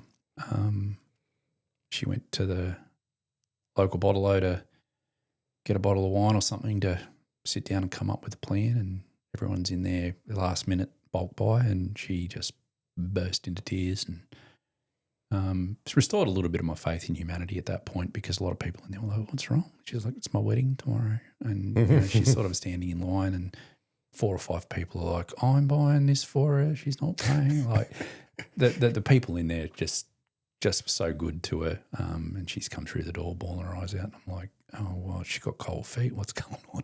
And yeah, it was the final lockdown. So we did the 11 people in a garden and live streamed it. Went to our hotel, which was the second hotel, because we'd been kicked out of that one, our original one at the Novotel, 4 weeks before, because they closed the hotel because they were bringing all of the AFL and NRL people up for the grand finals and kicking everyone out of the – so all of our guests were all in the same hotel, all got kicked out a couple of weeks before. The hotel, to their credit, found some more accommodation only because we threatened to go to the media. So they found us this hotel. So we spent our honeymoon eating McDonald's in a hotel room on the Gold Coast. Not allowed to leave. Not allowed to leave. Well, you got a fucking story at least. Yeah, well, you actually get free McDonald's if you turn up in a wedding dress. So, but no, look, that was, we'd been together a few years before we got married. So yeah, it was laugh through the pain. Oh, that's all you could do at the time. Where'd you guys meet? Online. Oh yeah, it wasn't Tinder. I think it was Plenty of Fish. Plenty of Fish. Yeah, show my age there a bit. I wasn't really expecting much out of it. I was in the process of moving from New South Wales to Queensland with the mining side of things, because I weren't paying the 2-length flights and trying to find somewhere to live up here, and thought, be nice to go on a few dates or whatever. And we just clicked. She was deleting the app that day because she was sick and tired of all the morons. Oh, and, yeah. Not because she met you. No. I definitely wouldn't put it down to that. She met you, was like, this is going great. Delete. No, I'm not that good. Yeah, so, no, we met through that, started dating, and it was just one of those, everything clicked. Wow. So Yeah, it fucking does got work lucky. sometimes. It took me over 30 years to find that person. So if you're looking, there's someone out there for you. Just stick with it. It's like the Sykes don't give up after the first one. No, definitely not. And I had to slay a few dragons to get to the princess. So it's I'm still in the dragon stage. yeah. But every now and then I'll get the shits. I'm like, sick of being single. There's nowhere to meet anyone. I'll jump online and then I'll get on there for a week or two and I'm like, fuck this, delete. Let's give up. The advice I give to people is find something outside of your comfort zone, something you don't normally do. Guys, girls, doesn't matter. Like mixed touch football on a Wednesday night, Yeah. or like things where you're going to get together regularly. You know, your F45 or your fit stops, or Same group of people. same regularly. group of people. But you're not going to potentially meet someone there, but you might meet someone else through someone there. You might meet a mate and then you go to a barbecue. Yeah, and it's like, oh, yeah, this is Kelly. You two should really, have a chat, and that is the best organic way to do it. Because if you're turning up to the same place week in, week out, you around the same people with the same friends that are already married off or in relationships or single for a very good reason. You just need to broaden it out a little bit. You don't necessarily have to enjoy touch footy. It's more the social aspect, and it's good for your mental health. You get out, run around a paddock at night time, bit of a park or something. So, I've got a few friends that are girls that are like, oh, I can't meet any nice guys, and it's like, well, where are you looking? You don't do the TikTok thing and roll up to Bunnings on a Sunday. And if you jump on Tinder, you're gonna get exactly what you asked for. So yeah, that's just what I say to people, and get outside your comfort zone, try something new. Yeah. Speaking of getting out of your comfort zone and starting something new, tell me about your motorbike love. Have you always been riding bikes or? Rode the bikes a lot when I was growing up on the farm. Dirt bikes out on the farm. Dirt bikes on the farm, that sort of stuff. And I've always loved motorbikes. It's that feeling of freedom, the wind in your face, all that cliche stuff. But it's the one thing that did keep me sane during the COVID lockdowns was just jumping on the bike and going for a ride. And then luckily didn't get pulled over anywhere, but I had a story. I was going to hospital because I was feeling unwell or whatever, this, that, the other. I'd just jump on the bike, head over to the Redcliffe foreshore, loop back, come around. It was about an hour. Just got me out of the house and kept me sane. You've ridden your whole life? No, I had a break while I was in the military. Just didn't have a bike at that point. So after I met the wife and got a bike and had been riding around for a year or two, I kind of got into a bit of a rut and sort of started to drink a little bit again. And realised that wasn't good, and the wife was sort of like, you've got into a bit of a rut, you should really get a hobby. And I'm looking around thinking, what am I going to do? And I came across the Veterans MC online, saw these boys were out riding, and literally cold called them and said, hey, through Facebook, you mind if I come down and hang out? I'm a veteran. Guys were good, yeah. We're open every Friday night to the public. Come on down. Rode on in through the gate, went on a couple of rides with them and got to know the guys a bit. And then after a while, they said, well, you seem like a good guy. You want to join the club? That's obviously why you come. I was like, yep. And yeah, it was, they run it like a traditional MC. You hang around for a little while and then you get invited to prospect. When you're a prospect, it's kind of the stuff you kind of see on the TV shows and the movies to a certain Cleaning degree. the toilets.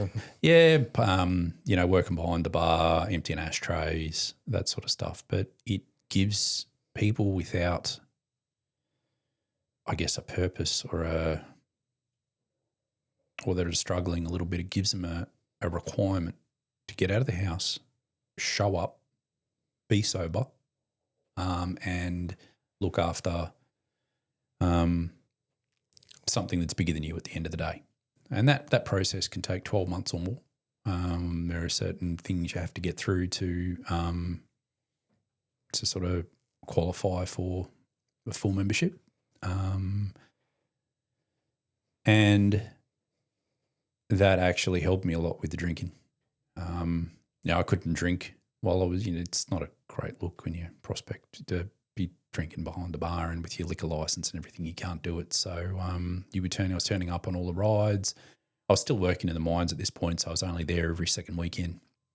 But, if you didn't show up, your phone would be ringing. Where are you? Why aren't you here? And it's like, and if you didn't have a damn good excuse, they're like, well, do you really want to be here or not? And they just extend the time, that you were doing it. So I've seen that particular process help so many guys come through, who are having the same problems I was with the socializing and the drinking or the drugs, and just having no purpose. Like a couple of our members met each other through alcohol rehab. Right. One of the guys had he was working through, I think he was a nominee at that point, and he bumped into a couple of guys in rehab and said, look, you should really just come down to the club on a Friday. And they're like, oh, it's a bar. And it's like, no, we serve coffee. You can come down, have a brew, have a soft drink. There's no requirement to drink. We got several members that are completely off the alcohol completely, have been for years. Give them a little bit of a rib every now and then, just as good boys do. But it's so good for those guys. And you see their partners come in, it's like, oh, it's a motorcycle club, and we're not outlaws or anything like that. But we run it like a proper MC. And you see the wives and partners a bit, not sure about this. And after a couple of months, and they start to see the change in their partner, and then they'll come down on a Friday night and they'll sit down and work out that everyone's actually a really top bloke, and that our wives and partners come down, and we go on these every 3 months. We go on an overnight ride somewhere, usually out west, up north or down south. It gives them some time away from the family, lets them sort of loosen up a little bit and have a few beers, and 2 days solid riding out in the country does them the world of good. Yeah. So it's been a net positive for me over the years. And one of the guys recently, he had just started prospecting with the chapter, and fell off his bike and broke his pelvis, which is just what happens when you ride motorbikes sometimes. Wasn't doing anything dumb. So even though he'd only been in for a couple of weeks, the very next day, there's 4 or 5 blokes turning up to his hospital bed. What do you need? How are you? Is there anything we can do? Do you need your lawns mowed? Do you need this? And he's like, I'm actually moving house tomorrow. And his partner was there. And the boys just turned around and said, well, what do you need? Like, you just let us know. That organised a removalist, but a few of the boys turned up and helped her out for what little help she did need. But, a couple of the members have got their own grass cutting businesses, so they were turning up every week or two to mow the lawns while old mate was healing up. And to her, that was wow, this is actually not what I thought it was going to be. These are actually people that care about each other and have this shared experience. And and at the end of the day, it's a good thing. But if you've got a big family and no time, I'd probably lean more towards a social club. But if you're looking for something and you're looking for a tribe, it's a damn good place to start if you like motorbikes. Having that accountability, that requirement to turn up. It's like sort of, I guess, to a certain degree, like being in the military again. It feels familiar. Yeah. Because you get there 10 minutes early. You make sure that you've got everything that you need. You don't want to be that guy. You make sure that your bike's running well so that you don't have 10 or 20 other blokes pulled up on the side of the road because you've done something dumb. Like it really gives you structure at the end of the day. And you're wearing your uniform and having a time and a place to be, and camaraderie and mateship and all that. Yeah, and so it's basically like an outlaw MC without the crime. So it's like they take it just as seriously, but 100%. yeah. Yep. It's and if you get into a position and you do something dumb, or you speak out of school, or you start to get unwanted attention from other areas, we'll sit you down and go, what are you doing? Like, you can't be doing this. We can't have issues with law enforcement. We can't, you're letting all of us down by doing that. You sit around a big redwood table and have a gavel and stuff. Yeah, well, hey, if you want that life, and we've had people transfer across, and they've been great guys, but they just want that life. And it's like, okay, yep. Oh, 1%. Yeah, they're patching over. And do you have a fucking big table with a gavel and no, none of that? no. We've got a meeting room because, when you run a bar with a commercial fridge open to the public on a Friday night, you kind of got to run it a bit like a business. We've got to keep the lights on and the doors open. And when we do charity rides and stuff, we donate a lot of money to like wounded heroes. We just recently this year opened up in conjunction with the Logan City Council and Clark RSL, Springwood RSL, a veterans emergency accommodation house. It's got 4 rooms. Nice. So if you're a homeless veteran and you need somewhere to stay for like a month until the RSL and other charities can find you a more permanent arrangement, you got a room with a bed, internet, communal area, hot, cold running water, just everything you need to feel like you belong again. We've got a caretaker in there, and he's been great, and he'll make sure that they stay on the sort of the straight and narrow while they're there. There are some rules for the house, there's no drinking inside, drugs is an automatic no. We're here to help you out until you get your feet under you again. And if we need to roll them over into a second month, sometimes we'll do that if the wheels are turning slow.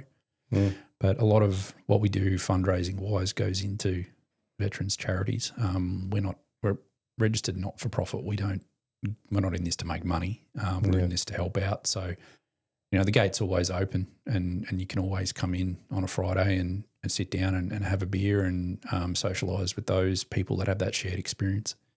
The only thing that worries me, or not worries me, but for lack of a better word, there's plenty of veterans that have done 10, 15 years but never got the opportunity to have a trip, but they're not eligible because they don't have an operational service medal. So when the Vietnam veterans back in the day went to, because there's, gotta be careful not to talk out of school here. It doesn't matter what country you're in, if you're in England or America or Spain or anywhere. There are the big clubs that started back in the 40s. Your Hells Angels, your Booze Fighters, all the big ones that came out of America, and the ones we started here in Australia.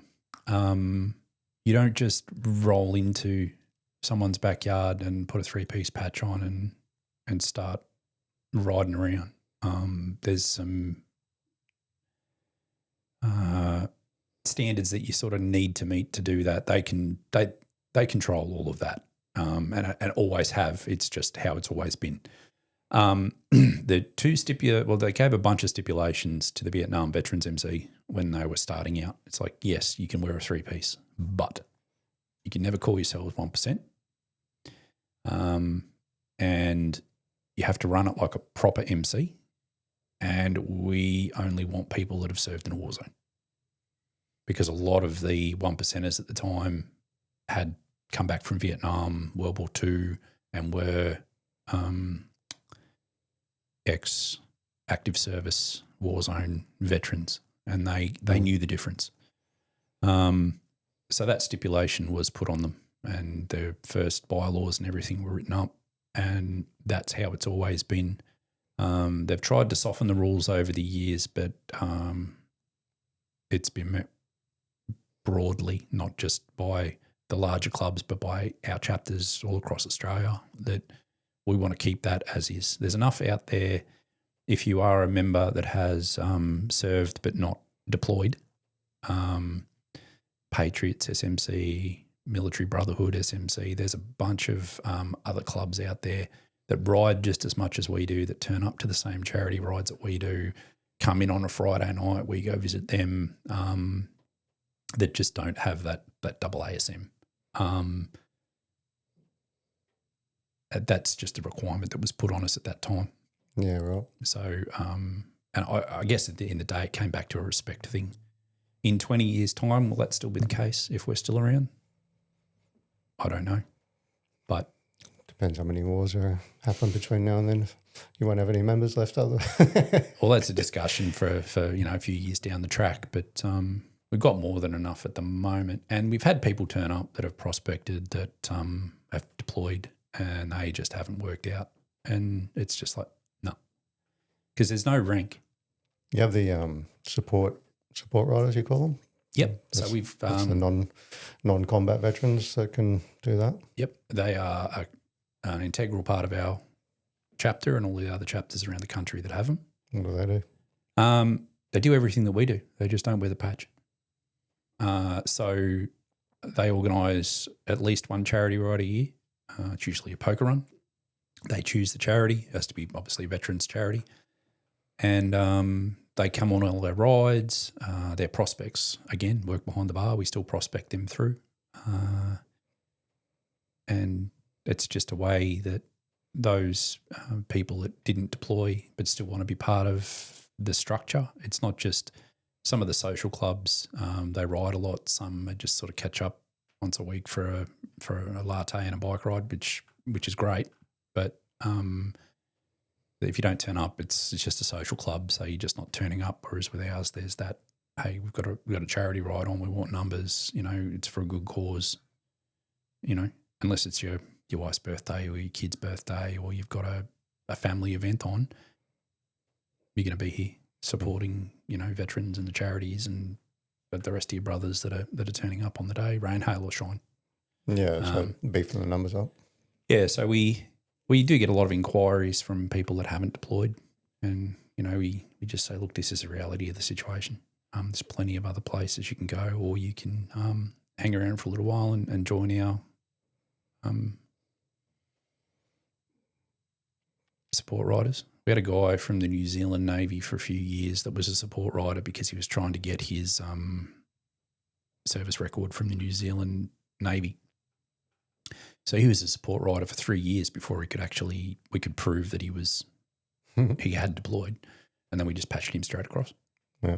So basically, you're wearing the same stuff. You just don't have the stuff on your back. Yep. The patch. Yeah, or different logos, but sort of it's like a t-shirt and barley, same but different. They still wear their ribbons. They still have the different corps and those sorts of things that they served in. I've got a couple of guys from Armoured Corps, a couple of guys from SIGs, but they just never deployed. Yeah, there's plenty of them these days. There is. And, it's been a net positive for the people that have got through and hung around. So I like what we do for the wider veteran community, and I also like what it does for those guys that come through that are really struggling, and you can see the change in them. Yeah. That's awesome, man. Yeah, so you're doing all that. You're making it sound like it's a pretty big commitment. You're either there or you get in trouble. So for the first 12 months, because it's one of the world's longest job interviews. You hear of guys going through special forces selection. They get through, and then they start their training pathway. They're still getting looked at the whole time they're going through that training pathway before they get given the badge or the beret or whatever it is they're going to get at the end. Yeah. It's the same with becoming a full-time firey. Like you are on, they can pull your contract for the first 12 months if you're not working out and you're not doing what you were supposed to be doing. You'll. Oh, that's what I just remembered what I was going to say. Yeah, with the wife, are you guys planning on having kids and stuff? Because you're saying if you've got a family, it's a lot harder. we've spoken about it. Don't know that we can have kids. Yeah. Haven't had it checked out, but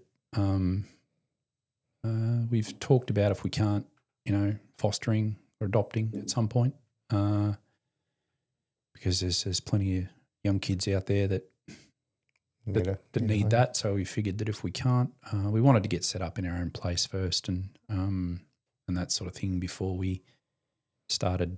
When you're renting and things, it can be a bit disruptive. But we moved into a new place this year, and we'll sort of wait and see. A lot of our close friends are starting to have kids and stuff now, so we're seeing. Feels like the time. Yeah, just we'll wait and see how that goes. But, we both want to help people. We're both of that mindset that we've got a lot of love and care to give. So if we can give that to someone, then. And what are you doing with yourself now? Work in emergency management for a state government body. So I write emergency plans, liaise with police, fire, ambulance during natural disasters, bushfires, those sorts of things. Involved with Olympic prep and involved with the Cross River Rail Tunnel, emergency plans for those. And so as an office job, probably 70% of the time, 30%'s out in the field. The body, with some of the injuries from being in the military, sort of doesn't let me do the firefighting side of things anymore. Yeah. I'd be a detriment to a team if I was in it, and I can't live with that if I can't meet the standard. As hard as that is for a bloke to admit, you've kind of got to swallow your pride sometimes and go, I can do something else meaningful. I still do some cash work as a paramedic just to keep my registration ticking over. QAS? No, through private company. QAS, again, I'm a middle-aged white male. My chances of getting a gig with that, I've applied a couple of times, got through to the interview and just not part of the DEI quota. Just not part of the DEI quota. And don't get me wrong, as I keep saying, I've worked with some brilliant people over the years, but you want to get in an aircraft and fly somewhere because the pilot met the DEI quota, not because they were the best person, just because, they were what it was. It's the same with surgeons. Oh, well, this hospital wants this and this person meets the quota and they finished in the bottom 5% of their class. But they get it over the person at the top 5% because, the DEI quota. And that's just the world we live in at the end of the day.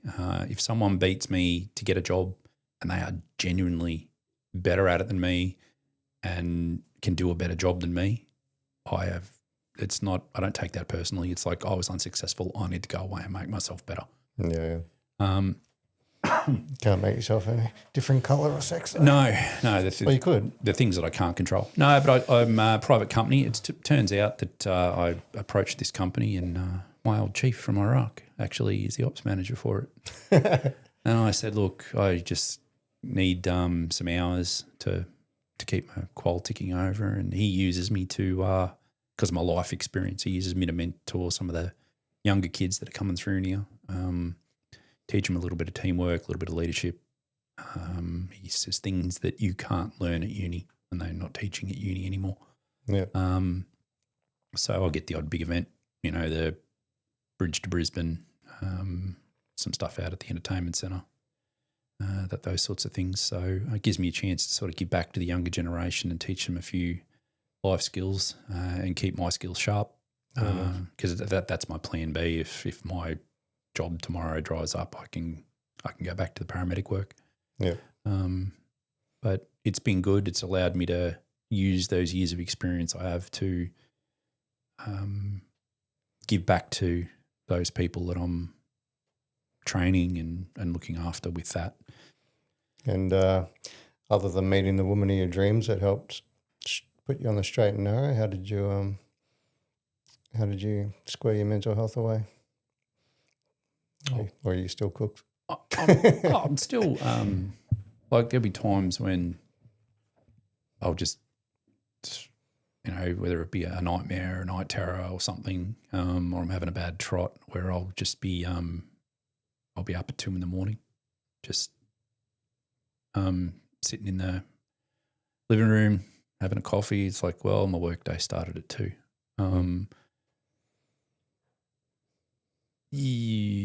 I don't go to work if I'm having a really bad trot, haven't slept properly for a few days. Like, again, I'd just be making mistakes and stuff. And in what I'm doing, if I make a mistake in an emergency plan or something, or I'm not on my game, or I've, had to take something to help me sleep and it makes me a little groggy the next day, it's just not the type of environment you want to be in. So better off not being there. Better off not being there for everyone. And I try not to. I try and the physical stuff is important. You see an exercise physiologist? Yeah, I've got a good physio at the moment, and a good GP that I'm seeing.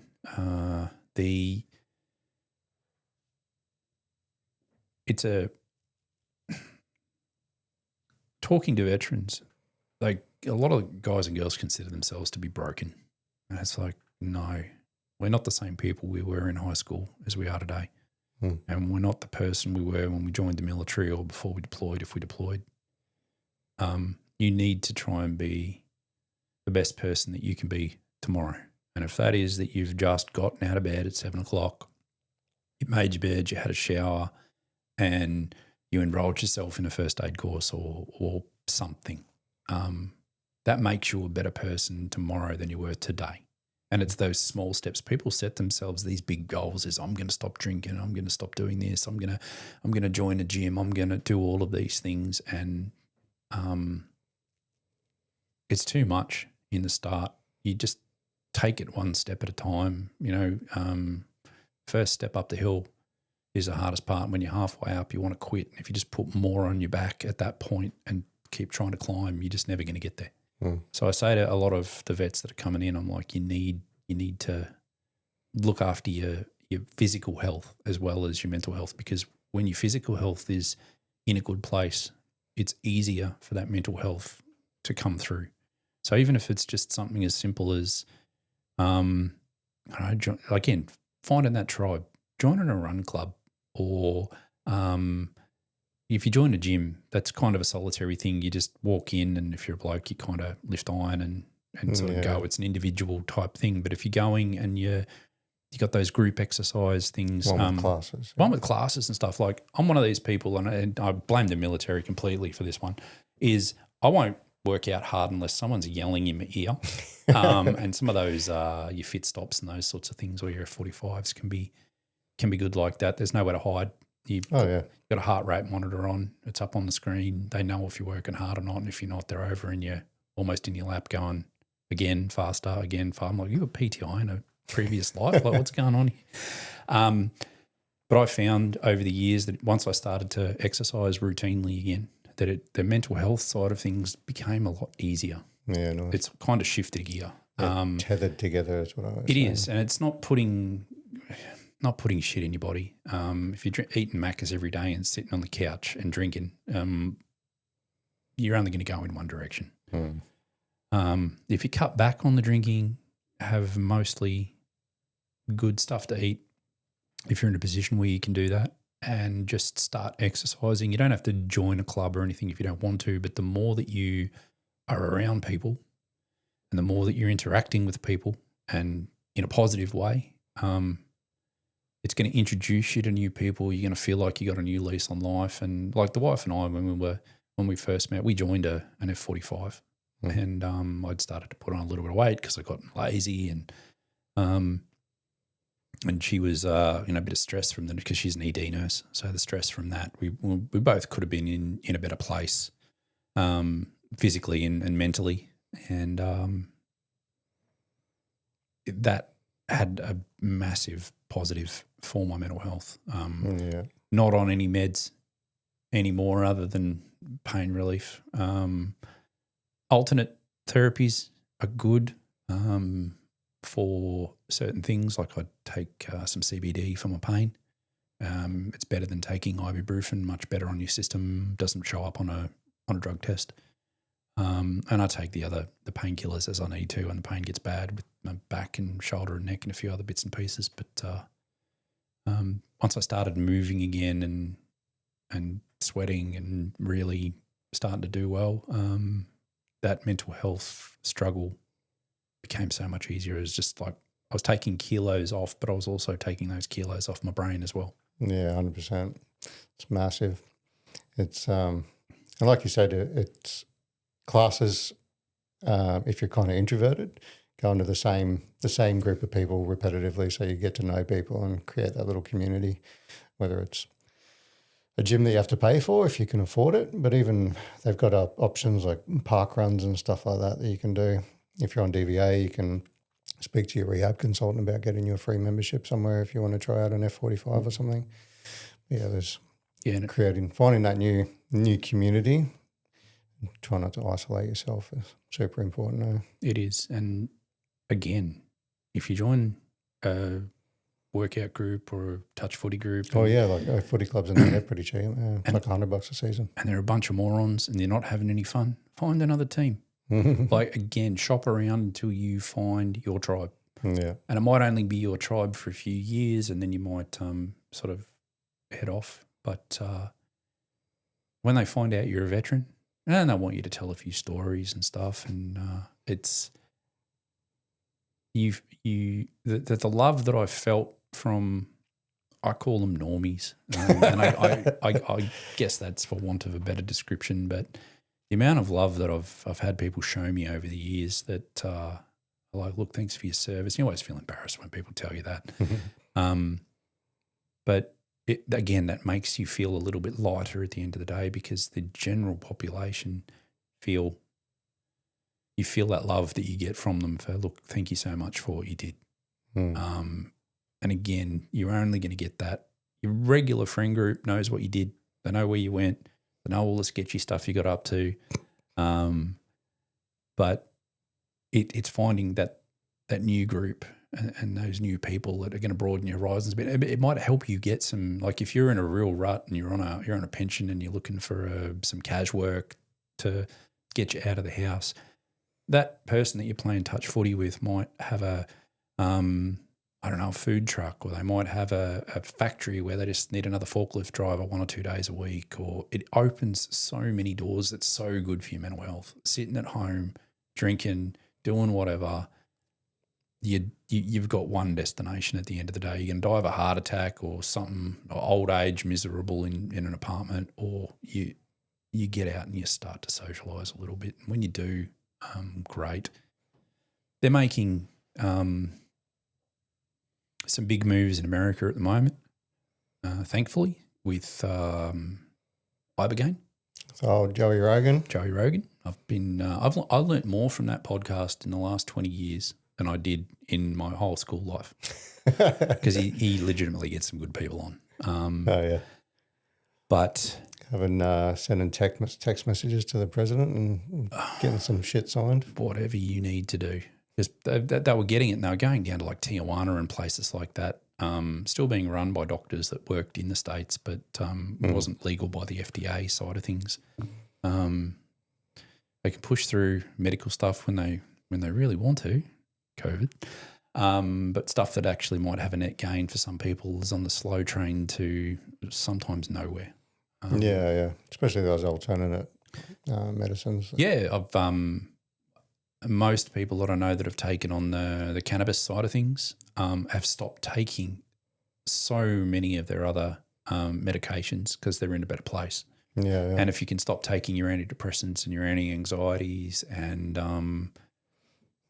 you stop drinking your painkillers and you stop drinking, then at the end of the day, you're going to feel better.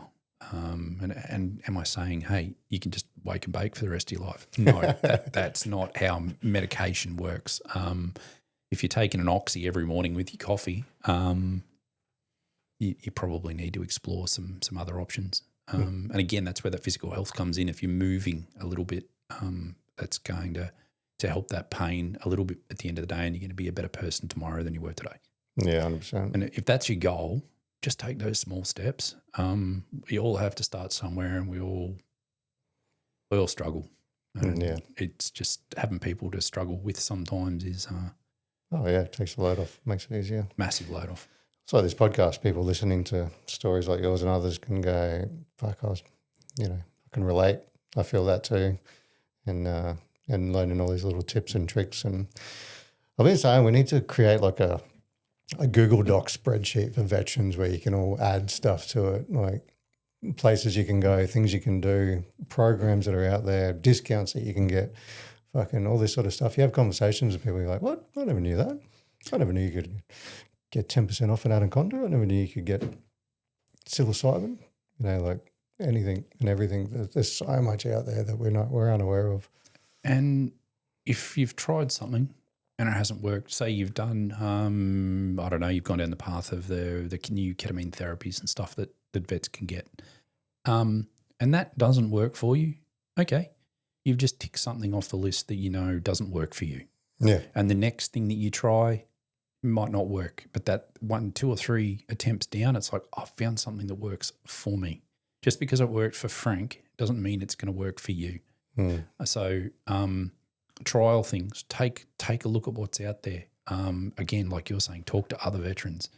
You're not in it alone. Someone else has been down this path twice before you, and they know where all the potholes are, and they know where all the tight turns are, and they can help you out. And then you'll have people that you can help out later on. It's this paying it forward thing. I always try and pay as much as I can forward, because there's been people in the past that have helped me out that I'll never get to thank. Those guys back in the fire brigade, the volunteer stuff back in the 90s,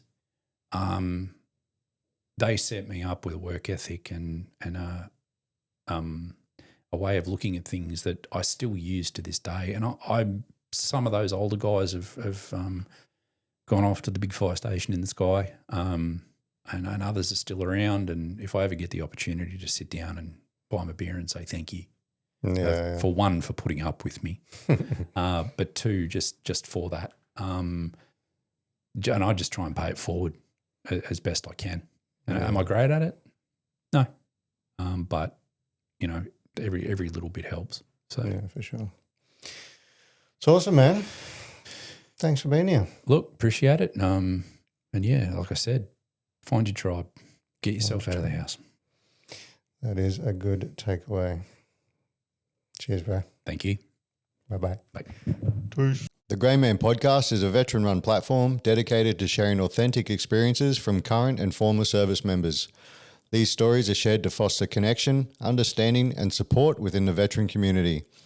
Episodes may contain raw, emotionally charged content that some listeners may find distressing. Listener discretion is advised.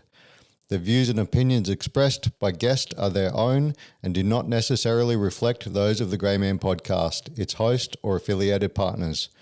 The Grey Man Podcast assumes no liability for any statements, opinions, or representations made by guests during interviews or discussions.